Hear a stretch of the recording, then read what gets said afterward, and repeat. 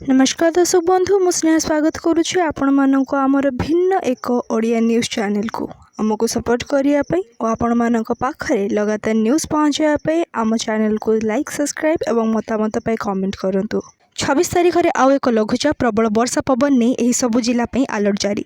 राज्य में सक्रिय रही मौसुमी यार प्रभाव में राज्यर विभिन्न स्थान में वर्षा लगी रही। 26 तारीख में बंगोपसागर में आउ एक लघुचाप सृष्टि होबार संभावना रही।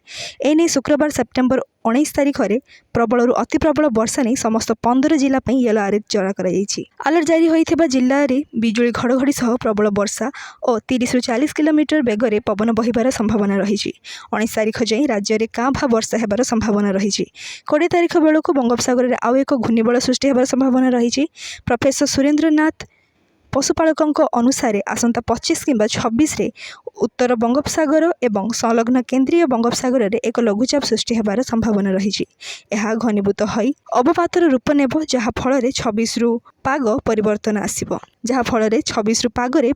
आसिबो।